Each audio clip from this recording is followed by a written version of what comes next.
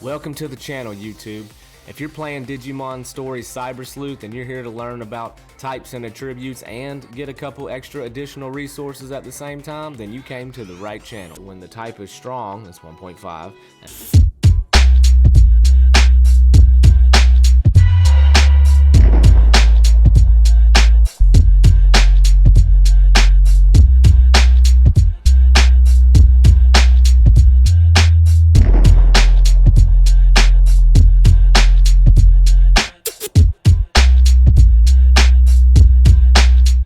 Welcome to the channel, YouTube. Winks here.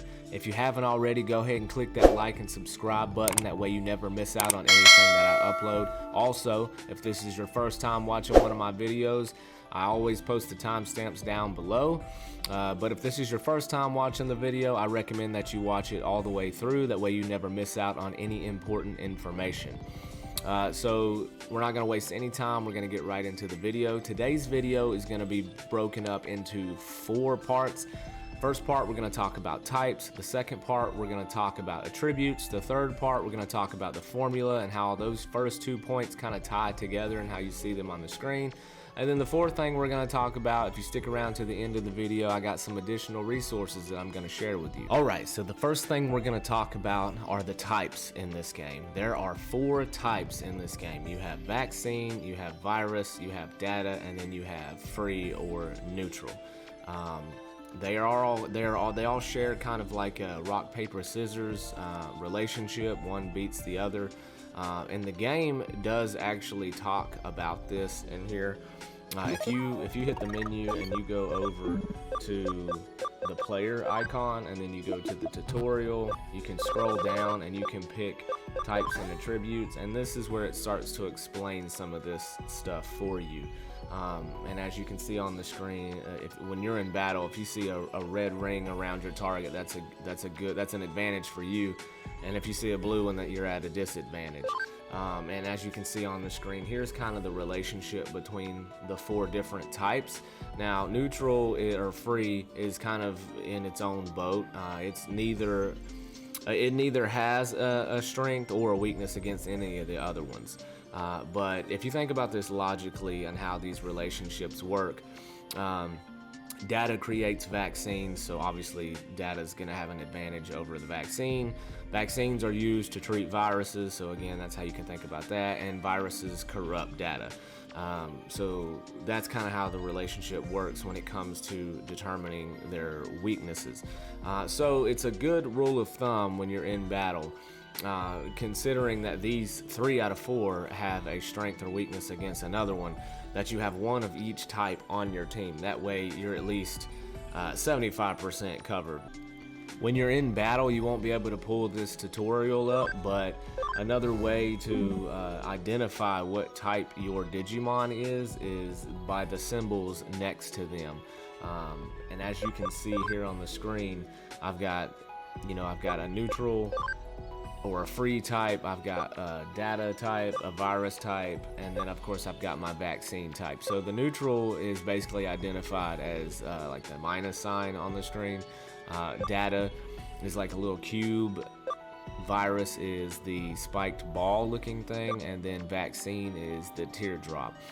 These symbols will actually be shown in battle next to your Digimon's life bar and SP bar. Alright, moving on to the next topic, which is attributes. So attributes is where it starts to get a little bit trickier. Not much, but a little bit. So attributes are broken up into 3 groups. As you can see here on the screen, you got fire, water, and plant in one group, earth, electric, and wind in another, light and dark in one, and then you got the neutral, which is, like I said before, kind of in its own category. It doesn't really relate to any of the other ones.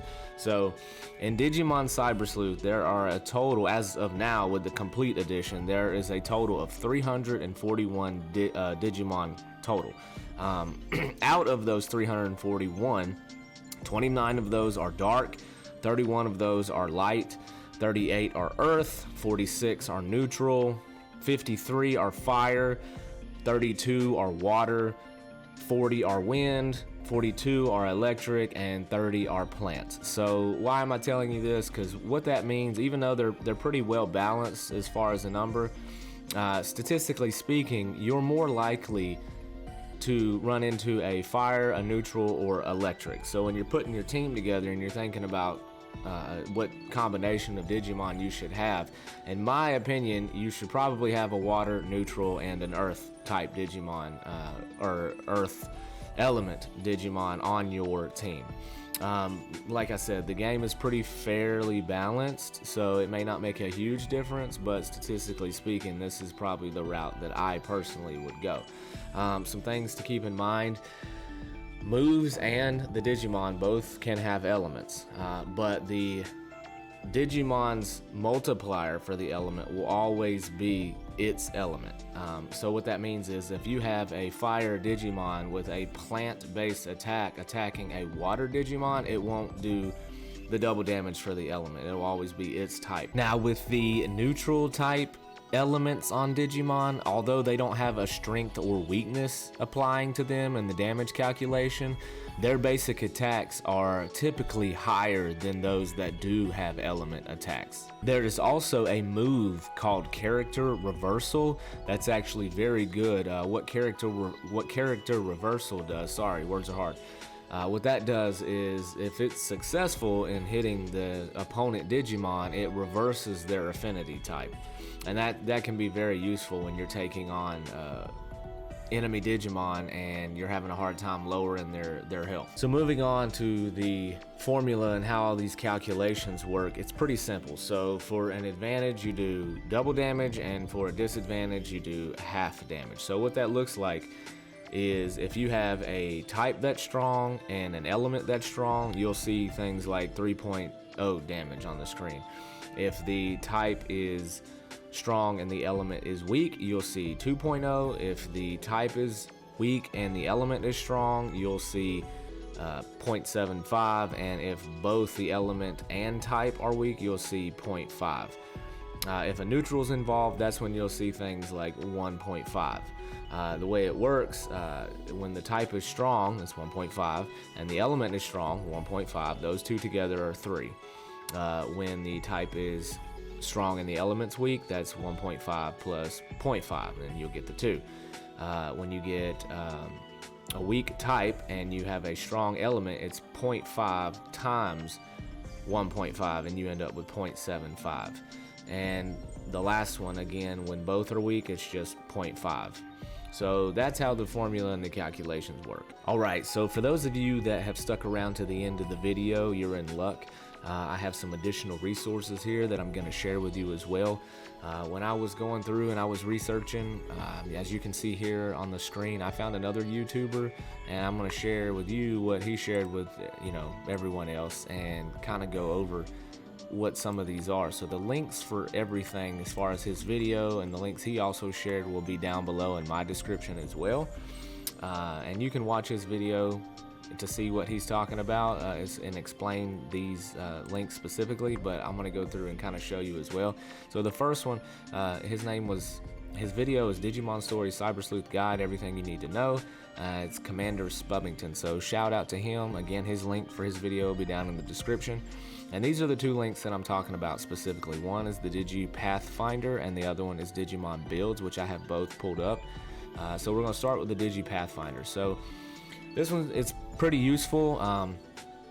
So you can have any Digimon digivolve to any other Digimon. So what you do, the way this works, is you pick your starting Digimon and then your end Digimon, and you hit calculate, and it pulls up all these different Digimon that you need to digivolve to and de-digivolve from along the way to get to the Digimon that you're looking for. Now you can put skills in here as well, and every time you add a skill in here and you hit calculate, it recalculates the path. You see some of those Digimon have changed now, but you can have up to 8 of those, and if you do, the more you add in there, the longer this Digivolution path gets.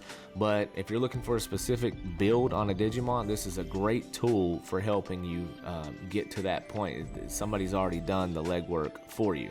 And this is how it'll look for you when you pull it up as well. So when it comes up, you have Japanese and English. You just click English and it should translate it. So then this page is great for finding a specific Digimon. For example, if you're trying to get Let me find a good ultra down here. Looking for an ultra. So here's one, Armageddon. And some of these translations, like he says in his video, aren't the best, but you'll get the gist of it. So you find the Digimon that you're looking for, and this page is great for telling you the kind, like how to build your Digimon. So one thing that I used was the techniques. You know, if you click that, it shows you what moves are best for this Digimon and why. And these moves you can take and put into that Digi Builder and help calculate out your path. Another thing that this page is good for is it gives you a list of allied Digimon that go well with that Digimon. Alright, so in summary, what we discussed was the different types, the different attributes or affinities, and we talked about the formula and how all those calculations appear on the screen, and then I shared with you some additional resources there at the end of the video. Stick around next week, because next week I'm going to be posting a video about how the ABI and the calculations work for that, and I'll be sharing an additional resource with you for that as well. If you haven't, again, go ahead and like and subscribe, and thanks for watching. Winks out.